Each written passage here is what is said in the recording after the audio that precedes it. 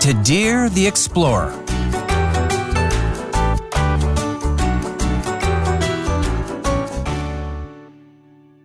Tadir lay safe and warm in her bed. She would have to get up soon and begin her day's chores. But this time was still hers. She closed her eyes and imagined herself standing on the deck of a sailing ship as it pounded through the waves, the sky dark as iron above her. Each puff of wind brought a spray of salty air to her face. She was on her way to a foreign land. The ship's hold was full of dates and rich fabrics. Hopefully, on the other coast, I will find people to trade with, Tadir thought.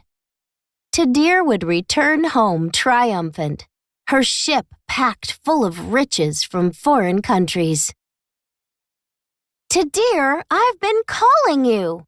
Out of bed. Time to get up. Those goats won't milk themselves, said Tifat, coming into the room. Yes, sister. Tadir got out of bed. She pulled on her clothes and splashed water on her face.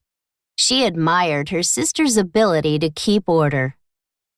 Heading down the stairs, Tadir let her mind wander back to the open water, to adventure and to exploration. Someday she would be a trader like her uncles. Tadir ate her breakfast. She milked the goats in the cold morning air. The goat pen smelled rich and earthy. She went about her daily chores and dreamed of foreign lands. Later in the day, Tadir and her sister sat by the hearth. It was chilly outside, and the hearth was warm and pleasant. They wove soft strands of fabric together. They were each working on a tapestry. Tadir's tapestry was a simple pattern of just a few colors. She looked down at the pattern. Looking close, she imagined it was a map. A blue river wound through red earth. There was a city next to the river. It was full of foreign people who spoke a strange tongue. And Tadir was on her way there. She would go as an envoy to the people and— Tadir, are you daydreaming? Asked Tifat. Sorry, sister. You've got to pay attention to your weaving, Tadir. Look, your lines are beginning to wobble. You are always wandering while you work. Where do you go? Asked Tifat with a warm smile. I go everywhere, Tifat. I meet new people and see new places. Someday you'll have to settle down at home. I know I will. I see the way that you follow your duty, and I want to be like you. I just can't stop wondering what is out there.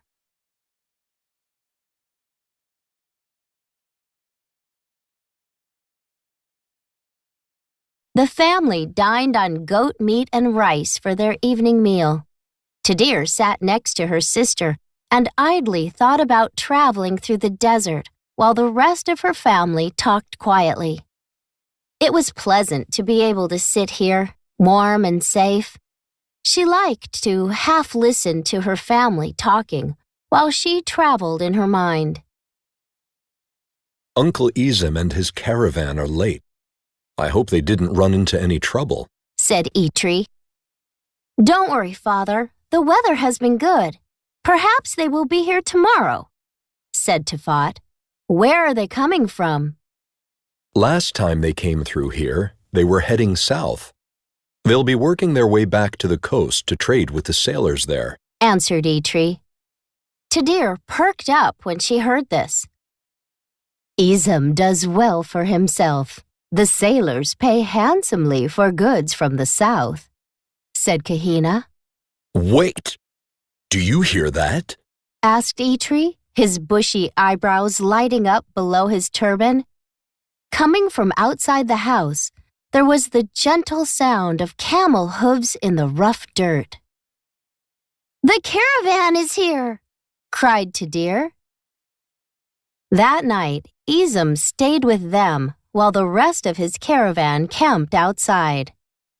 The family sat up late while Uncle Izam told them stories of far-off places.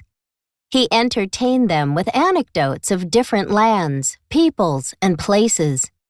He told stories of bandits and of other traders. While he talked, Tadir began to put together a plan. It was her time to go on an adventure. It was her turn to explore the world. The next morning, Tadir woke before the sun. She woke up excited and ready to go.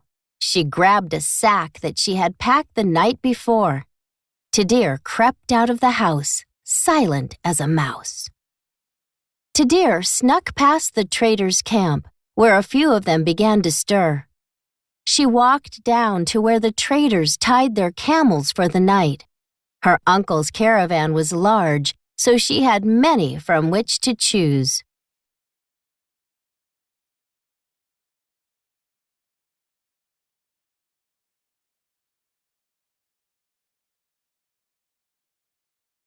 Tadir found the biggest camel that had the smallest load.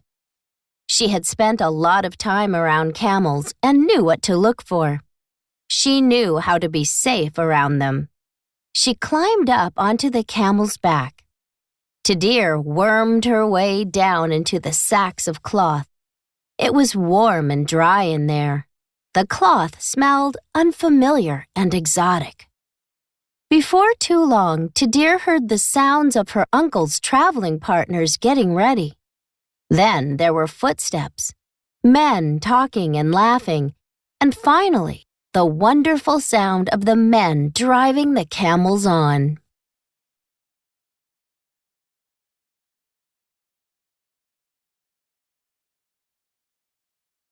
Tadir listened as the camel plodded along.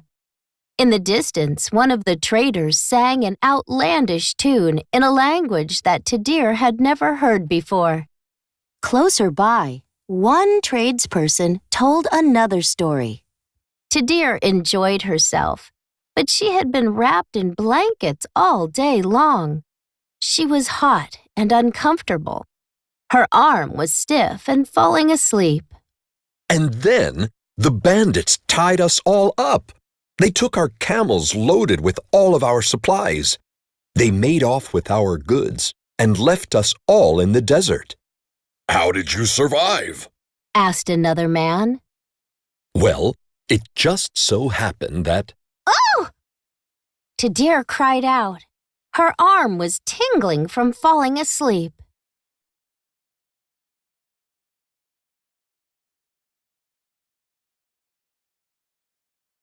What was that? Tadir heard one man say. I don't know, but it sounded like it came from that camel. Have you ever heard a camel make a noise like that before? The men began to unpack the camel's bags when Tadir shouted out. It was me. I'm sorry. I wanted to have an adventure, so I stowed away in your sack. Please take me with you to the coast. I want to go sailing, cried Tadir.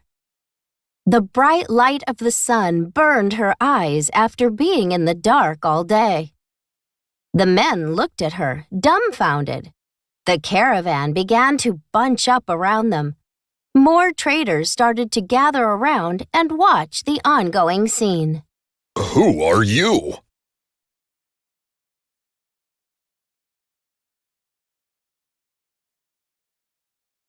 I'm Tadir.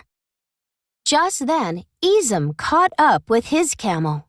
Tadir, what are you doing here? How did you get here? I stowed away, Uncle. I wanted to have an adventure. I wanted to see everything, to go explore the world. But Tadir, don't you realize what you've done? I've got to bring you back to your parents. They'll be worried sick about you. I made sure they won't, Uncle. I left a message explaining that I was with you, and I was safe, and just going on an adventure, and that I'd be back in a few months. Tadir, you may have gone too far this time. Ayoo! Hold up! The traders around her fidgeted and whispered to each other. What's going on? Tadir asked her uncle.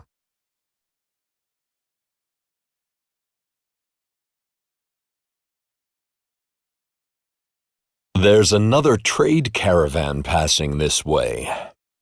It looks like we'll have company tonight, said Izam. I can't wait to meet them, said Tadir. You mustn't talk to them. It could be dangerous. Out on the roads, you never know whom you will meet. Stay close to me and keep your eyes open. We'll finish this conversation later. After a few minutes, the other caravan was within shouting range. With stern eyes, Izam watched the front of the approaching caravan.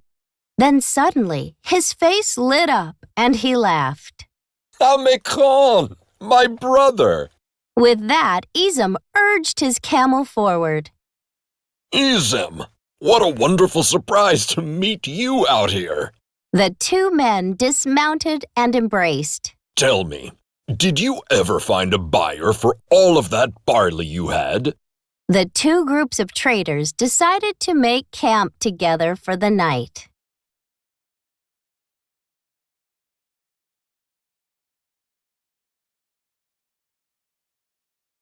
One should never pass on an opportunity to spend time with family, said Izam. Amekron, this is our niece, Tadir. Tadir, this is my brother and your uncle, Amekron. Pleasure to meet you, Tadir. It is an honor to meet you, Uncle. Amekron, there is another reason that I am glad to see you out here. This young girl has ventured away from home. Her heart is in the right place, but her time for adventure will come later. She must return to her home. Would you take her to her family tomorrow? Of course. Let us set up camp and break bread together, as is our custom. That night, Tadir met many new people. She smelled new smells and tasted delicious new foods. One of her uncle's friends showed her a board game she had never seen. Tadir loved every minute of it, but in the back of her mind, she remembered her home. She thought of how much she loved her family and how much her family loved her. Her time in the desert was exciting and new, but the love between her and her family was as solid as the hillside they lived on. Before Tadir fell asleep under a sea of stars, she thought back on her day. She had always wanted to go on an adventure. She had always wanted to see new sights and meet new people. She had dreamt of discovering new places. Tadir was content. She had done these things. Tadir's thoughts turned to home. She smiled as she thought of sitting with her sister and doing chores. That night, Tadir dreamt of home, of chores with her sister, her mother's embrace, and her father's smiling face. Tadir woke as the sun began to rise in the east. She lay back on the gentle desert incline. The morning air was cold and dry, but Tadir was warm, wrapped in her blankets. Soon she would rise and leave with her uncle. But she had had a good adventure, and now she would return to her family and her home. She would travel to see the people whom she loved the most.